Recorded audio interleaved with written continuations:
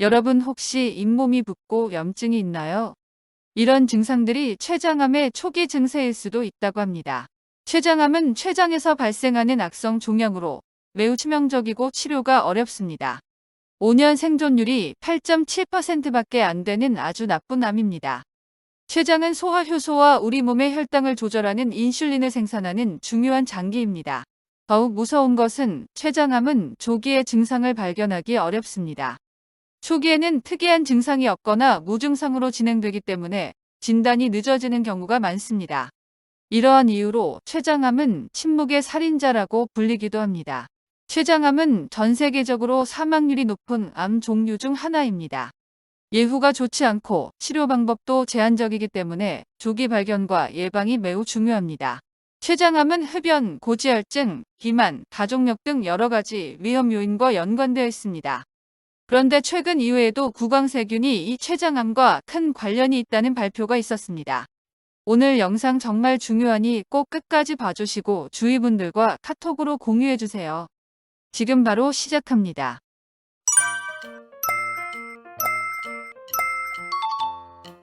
안녕하세요. 여러분의 건강지킴이 튼튼백세입니다. 구강세균은 우리 입안에서 발생하는 세균들을 의미합니다. 우리 입안은 다양한 세균들이 서식하고 있는데 이 중 일부 구강세균이 췌장으로 이동하여 염증과 세포 손상을 초래할 수 있다고 합니다. 여러 연구들은 췌장암 환자들의 구강 내 세균 수준과 건강한 사람들과의 비교를 통해 구강세균과 췌장암 발생 간의 연관성을 조사했습니다. 이러한 연구들에서는 특정 구강세균의 수가 췌장암 발생 위험과 관련이 있을 수 있다는 결과를 얻었습니다. 한 연구에서는 특정 구강세균인 포르피로모나스 긴기발리스가 췌장암 발생과 연관이 있을 수 있다는 것을 발견했습니다. 이 세균은 잇몸 질환과 구취를 유발하는 대표적인 감염성 치주세균입니다. 긴기발리스 항체 비율이 정상치보다 높을 경우 췌장암이 발병할 위험이 일반인에 비해 2배가량 높은 것으로 나타났습니다. 항체는 해당 균에 감염됐을 때 생깁니다. 반면 인체에 무해한 구강세균의 항체 비율이 감염성 치주세균의 항체 비율보다 더 높으면 췌장암이 발병할 위험이 45%나 낮다는 겁니다. 그럼 이런 구강세균을 증가시키는 원인은 무엇이 있는지 알아보겠습니다. 첫째로 흡연입니다. 흡연은 구강세균의 증가와 치주질환의 발생을 촉진시키는 것으로 알려져 있습니다.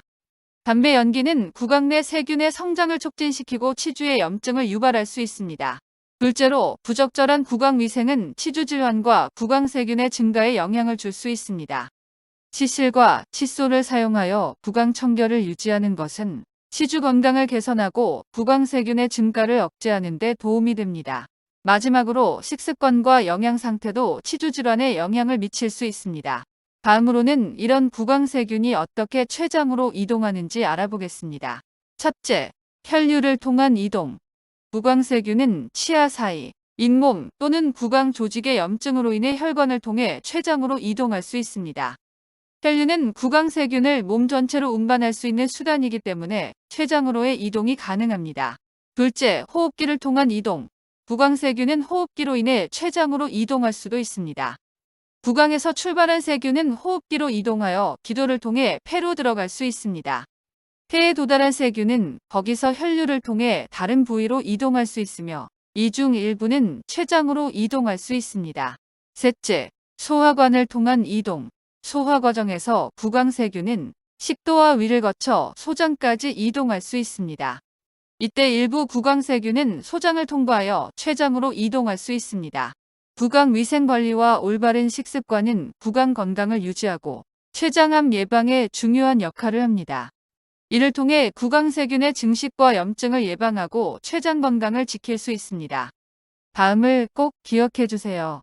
첫째, 매일 2번 이상 양치질로 치아와 잇몸을 깨끗하게 유지해 주세요. 둘째, 치실이나 치간 칫솔을 사용하여 치아 사이의 음식물 등을 제거하세요. 셋째, 구강 세정제나 구강 살균제를 사용하면 구강 내 세균을 억제할 수 있습니다. 넷째, 건강한 식습관을 유지하세요. 과다한 당분을 섭취하지 않고 신선한 과일과 채소, 곡류, 단백질 등을 포함한 균형 잡힌 식단을 유지하세요. 다섯째, 구강 유산균 프로바이오틱스를 챙겨 드세요. 구강유산균 프로바이오틱스는 구강 내에 정착하여 유해균의 생육을 저지하고 유익균의 증식을 도와 구강 환경을 건강하게 만들어줍니다. 끝으로 췌장암의 위험 요소인 비만, 당뇨, 고지혈증 등을 예방하기 위해 다음과 같은 식습관을 유지해주세요. 첫째, 식이섬유를 충분히 섭취해주세요. 채소, 과일, 견과류, 곡류 등 다양한 식이섬유를 포함한 식품을 섭취하여 소화 시스템을 원활하게 유지하세요. 양배추, 브로콜리, 마늘은 꼭 챙겨 드세요. 둘째, 소고기, 돼지고기, 버터, 제빵류 등과 같은 과다한 포화 지방 음식과 마가린, 케이크, 도넛, 튀긴 감자, 팝콘, 비스킷 같은 트랜스 지방 음식은 꼭 피해주세요. 셋째, 과음은 절대 피해주세요. 음주는 췌장에 부담을 줄 수 있으며 췌장암의 위험을 증가시킬 수 있습니다. 마지막으로 충분한 수분을 섭취하세요. 물은 소화를 원활하게 하고 세포의 기능을 지원합니다. 일반적으로 하루 1.5에서 2리터 섭취를 권장합니다.